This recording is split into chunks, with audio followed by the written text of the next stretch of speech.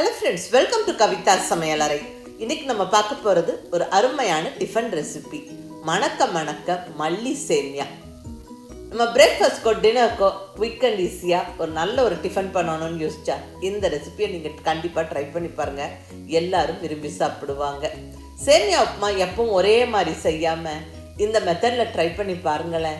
ரொம்ப டேஸ்ட்டாக இருக்கும், ஹெல்த்தியாக சமைச்சோங்கிற திருப்தியும் இருக்கும், பாராட்டு நிச்சயம். உப்புமாவை பிடிக்காதுன்னு சொல்கிறவங்க கூட இந்த சேமியா உப்புமாவை திரும்ப திரும்ப கேட்டு வாங்கி சாப்பிடுவாங்க. அங்கே அருமையான சுவையான சேமியா உப்புமா, மல்லி சேமியா உப்புமா எப்படி பண்ணுறதுன்னு பார்க்கலாம். இங்கே 1 கப் அளவுக்கு சேமியா எடுத்து வச்சுருக்கிறேங்க. வெர்மிசெல்லி, நான் இங்கே பாம்பினோ வெர்மிசெல்லி எடுத்து வச்சுருக்கிறேன். அதாவது அந்த கெட்டி வகையான சேமியா. இது 150 கிராம் இருக்கும். இங்கே நான் எடுத்துருக்கிறது வறுக்காத சேமியா. இதை நம்ம லைட்டாக வறுத்துட்டு கரெக்டாக தண்ணி வச்சு பக்குவமாக உப்புமா பண்ணும்போது உதிரி உதிரியாக இருக்கும், குழையாது, நல்ல டேஸ்ட்டாக இருக்கும்.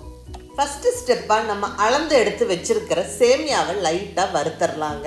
இங்கே ஸ்டவ்வில் நல்ல ஒரு அடிகனமான கடாய் வச்சு 1 டீஸ்பூன் அளவுக்கு நெய் சேர்த்துருக்குறேன். நெய் சேர்த்து வறுக்கும்போது டேஸ்ட் ரொம்ப தூக்கலாக இருக்கும். பட் நெய் ஆப்ஷனல். நீங்கள் நெய் அல்லது எண்ணெய் எது வேணாலும் சேர்த்துக்கலாம், அது உங்கள் விருப்பம். நெய் உருகினதுக்கப்புறம் நம்ம அளந்து எடுத்து வச்சுருந்த சேமியாவை சேர்த்து நல்லா ஒரு 2-3 நிமிஷம் வறுத்து விட்டுருவோங்க. அதாவது இந்த சேமியா வறுப்பட்டு கொஞ்சம் லைட்டாக ப்ரௌன் ஆகட்டும், அந்த ஸ்டேஜ் வரைக்கும் நம்ம வறுத்து விட்டுக்குவோம். இப்போ வறுத்த சேமியாவே நம்மளுக்கு கிடைக்குது. அது குறைவான நேரத்துக்கு வறுத்துக்குவாங்க. அதாவது 1 நிமிஷம் வறுத்தா போதும். இது வறுக்காத சேமியானுங்காட்டிக்கு நான் இன்னும் கொஞ்சம் கூடுதலாக வறுத்துக்கிறேன். பாருங்கள், இந்த அளவுக்கு ப்ரௌன் ஆகிற வரைக்கும் வறுத்து நம்ம எடுத்து ஒரு தட்டில் போட்டு ஆற வச்சிடலாம். ஸ்டவ்வை மீடியம் ஃப்ளேமில் வச்சுட்டு லைட்டாக இந்த அளவுக்கு ப்ரௌன் ஆகிற வரைக்கும் வறுத்துக்காங்க. அப்போ சேமியா உப்புமா நல்லா உதிரியாக இருக்கும், குழையாது, நல்ல டேஸ்ட்டாக இருக்கும். அடுத்தது ஒரு மிக்சி ஜாரில் ஒரு கைப்பிடி அளவுக்கு ஃப்ரெஷ்ஷான கொத்தமல்லி இலை சேர்த்துக்கலாங்க. அந்த தண்டோடவே அப்படியே கட் பண்ணி போட்டுடலாம். இது கூட ஒரு 3 பச்சை மிளகாய் காரத்துக்கு போட்டுருவோம். அடுத்ததாக ஒரு 1/2 டீஸ்பூன் அளவுக்கு சீரகம். இது நல்ல ஒரு ஃப்ளேவர் கொடுக்கும், நல்லதும் கூட. இந்த கொத்தமல்லி இலை, பச்சை மிளகாய், சீரகம் கொஞ்சமாக தண்ணி விட்டு நல்லா இந்த அளவுக்கு அரைச்சிக்கணும். ஸோ கமகமன்னு வாசனையோட அந்த கொத்தமல்லி பேஸ்ட்டு ரெடியாக இருக்குது. அடுத்தது சேமியா உப்புமாவில் நிறைய காய்கறிகள் சேர்க்கிறோம். காய்கறிகள் எல்லாம் பொடியாக கட் பண்ணி வச்சாச்சுங்க. 2 கேரட், ஒரு 10 பீன்ஸு, ஒரு 1/2 கப் அளவுக்கு பச்சை பட்டாணி. இங்கே நான் ஃப்ரோசன் பீஸ் எடுத்துருக்கிறேன். ஸோ இந்த காய்கறிகள் வதங்கும் போது பட்டாணியும் குயிக்காக வதங்கி வெந்துடும். அடுத்தது ஒரு வெங்காயம் கட் பண்ணி வச்சுட்டு மற்ற தேவையான பொருட்கள் எல்லாம் எடுத்து வச்சாச்சுங்க. அது என்னென்னு சேமியா உப்புமாக்கு தாளித்து விட்டுட்டே பார்த்துடலாங்க. ஸ்டவ்வில் நல்ல ஒரு அடிகனமான கடாய் வச்சாச்சு. இதில் 1 டீஸ்பூன் அளவுக்கு நெய் சேர்த்தாச்சு. கூடவே 1 டீஸ்பூன் ஆயிலும் சேர்த்தாச்சு. இந்த எண்ணெய் நெய்யெல்லாம் நல்லா சூடாகி உருகி வந்ததுக்கப்புறம் இப்போ இதில் 1 டீஸ்பூன் அளவுக்கு கடுகு உளுந்தம்பருப்பு போட்டு நல்லா பொரிய விட்டுறலாம். இது கூட ஒரு ஃபுல் டீஸ்பூன் அளவுக்கு கடலைப்பருப்பு சேர்த்துருவோங்க. அடுத்ததாக நல்ல ஃப்ரெஷ்ஷான கருவேப்பிலை ஒரு கொத்து. இது கூட ஒரு 2 வரமிளகாய் உடச்சி சேர்த்துருவோம். நம்ம ஆல்ரெடி பச்சை மிளகாய் அரைச்சிருக்கிறோம். பட் வரமிளகாய் ஒரு ஃப்ளேவருக்கு வேண்டி சேர்க்கிறோம், ரொம்ப நல்லாயிருக்கும். அடுத்ததாக 2 டேபிள் ஸ்பூன் அளவுக்கு வறுத்த வேர்க்கடலை, கூடவே கொஞ்சம் முந்திரி பருப்பு. வேர்க்கடலை முந்திரி பருப்பெல்லாம் போடும்போது சேமியா உப்புமா சாப்பிட்றதுக்கு ரொம்ப இன்ட்ரெஸ்டிங்காக இருக்கும், ரொம்ப நல்லா இருக்குங்க. ஸோ இருந்தால் மிஸ் பண்ணாமல் சேர்த்துக்கங்க. இப்போ வெங்காயம் சேர்த்துடலாங்க. பொடியாக நறுக்குன்னு ஒரு பெரிய வெங்காயம் சேர்த்து நல்லா வதக்கி விட்டுருவோம். ஒரு 1-2 நிமிஷம் நல்லா வெங்காயம் வதங்கி வரட்டுங்க. வெங்காயம் ரொம்ப வதங்கணும்னு அவசியம் இல்லை, கொஞ்சம் க்ரன்ச்சியாகவே இருக்கட்டும். பாருங்கள், இந்த அளவுக்கு வெங்காயம் வதங்கினதுக்கப்புறம் இப்போ கட் பண்ணி வச்சுருக்கிற காய்கறிகள் எல்லாம் கம்ப்ளீட்டாக சேர்த்துருவோம். இங்கே 2 கேரட்டை பொடியாக நறுக்கி சேர்த்துருக்குறேன். கூடவே ஒரு 10 பீன்ஸும் பொடியாக நறுக்கி சேர்த்தாச்சு. நம்ம உப்புமா எல்லாம் செய்யும்போது காய்கறிகளெல்லாம் ஜஸ்ட் ஒரு பேருக்கு கொஞ்சமாக சேர்க்காம கொஞ்சம் நிறையாவே சேர்த்துக்கிட்டா ரொம்ப நல்லா தாங்க நம்ம வீட்டில் செய்கிற உப்புமா. ஸோ நிறைய காய்கறிகள் சேர்த்து கொஞ்சம் ஹெல்த்தியாக செஞ்சோம் அப்படிங்கிற திருப்தியும் இருக்கும், நல்லா எல்லோரும் விரும்பியும் சாப்பிடுவாங்க. அடுத்தது நம்ம அந்த பச்சை பட்டாணியும் சேர்த்தாச்சுங்க.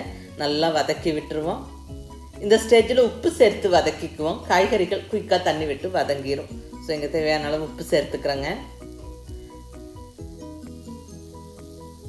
ஒரு ஃபியூ செகண்ட்ஸ் நல்லா வதக்கி விட்டுட்டு இப்போ இந்த பாத்திரத்துக்கு மூடியை போட்டு விட்டு ஒரு 1-2 நிமிஷம் அப்படியே விட்டுருவோம். இந்த காய்கறிகள் கொஞ்சம் வதங்கி வெந்து வரட்டும். ஒரு 2 நிமிஷம் கழித்து ஓப்பன் பண்ணியிருக்கிறேன். பாருங்கள், அந்த காய்கறிகள் அப்படியே வதக்கும் போதே சாஃப்டானது தெரியுது, ஓரளவுக்கு வதங்கியிருக்கு. இப்போ இந்த ஸ்டேஜில் நம்ம அரைச்சி ரெடியாக வச்சுருக்கிற அந்த மல்லி பேஸ்ட்டை கம்ப்ளீட்டாக சேர்த்துருவோம். சேர்த்து விட்டு அகைன் நல்ல ஒரு ஃபியூ செகண்ட்ஸ் நல்லா வதக்கி விட்டுட்டு திரும்பவும் இந்த பாத்திரத்துக்கு மூடியை போட்டு விட்டு அகைன் இன்னொரு 2-3 நிமிஷம் அப்படியே விட்டு காய்கறிகள் இன்னும் கொஞ்சம் வதங்கி வரட்டும். பாருங்கள், அந்த மல்லி பேஸ்ட்டோடு சேர்ந்து நல்லா வதங்கி இருக்குது, நல்ல கமகமன்னு வாசனையாக இருக்குது. இப்போ இந்த ஸ்டேஜில் சேமியா வேக வைக்கிறதுக்கு தண்ணி சேர்த்துக்கலாங்க. நம்ம கப்பில் அளந்தெடுத்து வச்சுருந்தோம் சேமியா. 1 கப்பு சேமியாவுக்கு 2 கப்பு தண்ணி சேர்த்தா சரியாக இருக்கும். இங்கே 2 கப்பு தண்ணி சேர்த்தாச்சு. நல்லா கலந்து விட்டுட்டு உப்பெல்லாம் செக் பண்ணிக்கோங்க. தேவைப்பட்டால் இன்னும் கூட கொஞ்சம் உப்பு சேர்த்துக்கோங்க. எனக்கு இன்னும் கொஞ்சம் உப்பு தேவைப்படுது, ஸோ உப்பு சேர்த்தாச்சு. இனி மூடி வச்சு நல்லா கொதிக்க விடுவோம். இந்த தண்ணி நல்லா கம்ப்ளீட்டாக கொதித்து வரும்போது சேமியா சேர்த்துக்கலாம். பாருங்கள், தண்ணி நல்லா கொதிக்க ஸ்டார்ட் ஆகிடுச்சு. இப்போ இந்த ஸ்டேஜில் நம்ம எடுத்து வச்சுருக்கிற சேமியாவை சேர்த்துருவோம். சேமியா சேர்த்து விட்டு நல்லா கலந்து விட்டுருவோம். இங்கே சேமியா உப்புமா செய்யறதுக்கு நம்ம நல்லா அந்த மல்லி பேஸ்ட் அரைச்சி சேர்த்துருக்குறோம், நிறைய காய்கறிகள் சேர்த்துருக்குறோம். வெந்து வரும்போது செம்ம டேஸ்ட்டாக இருக்குங்க. ஹெல்த்தியாக சமைச்சோங்கிற திருப்தியும் இருக்குங்க. இப்போ நல்லா கலந்து விட்டுட்டு அகைன் இந்த பாத்திரத்துக்கு மூடியை போட்டு விட்டுட்டு ஸ்டவ்வை நல்ல மீடியம் ஃப்ளேமில் வச்சு ஒரு 5-6 நிமிஷம் அப்படியே விட்டுருவோம். அந்த தண்ணி எல்லாம் சுண்டி நல்ல சேமியா வெந்து வரட்டும். இப்போ ஒரு 6-7 நிமிஷம் கழித்து நம்ம ஓப்பன் பண்ணுறோம். அவ்வளோதாங்க, அருமையான சுவையான சேமியா உப்புமா ஜம்முன்னு ரெடி ஆகிடுச்சுங்க. இது ரொம்ப ஃப்ளேவர்ஃபுல்லாக இருக்கும். நல்ல அந்த மல்லியோட வாசனை, அந்த காய்கறிகள் அந்த சேமியாவோடு சேர்த்து சாப்பிட்றதுக்கு செம்மையாக இருக்குங்க. ஒரு 15-20 நிமிஷத்துக்குள்ளே இந்த டிஃபன் ரெடி பண்ணிடலாம்.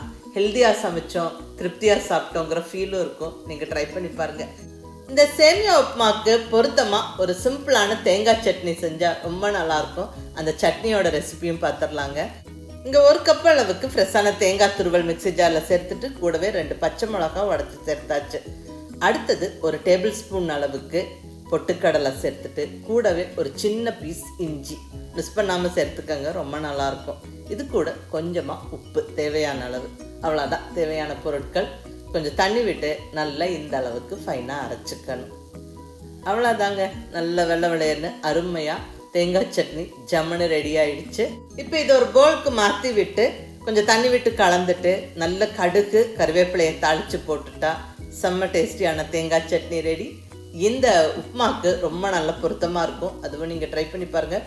இந்த மல்லி சேமியா உப்புமா நம்ம அப்படியே சாப்பிட்றதுக்கும் நல்லாயிருக்குங்க. ஏன்னா நல்லா அந்த மல்லித்தலை அரைச்சி சேர்த்துருக்குறோம், காய்கறிகள் நிறையா சேர்த்துருக்குறோம். ஸோ சைடிஸ் எல்லாமே சாப்பிட்லாம். பட் இந்த மாதிரி ஒரு தேங்காய் சட்னி வச்சுட்டு சாப்பிட்டு பாருங்கள், ரொம்ப சூப்பராக இருக்கும்.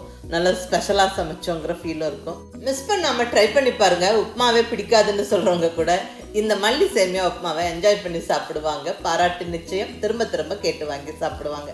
செஞ்சு பார்த்துட்டு எப்படி இருந்ததுன்னு உங்கள் ஃபீட்பேக் சொல்லுங்கள். பிடிச்சிருந்தா லைக் பண்ணி ஷேர் பண்ணி கமெண்ட் பண்ணுங்கள். கவிதா சமையலறை சப்ஸ்கிரைப் பண்ணி என்னுடைய மற்ற ரெசிபிஸும் வீடியோஸும் பாருங்கள்.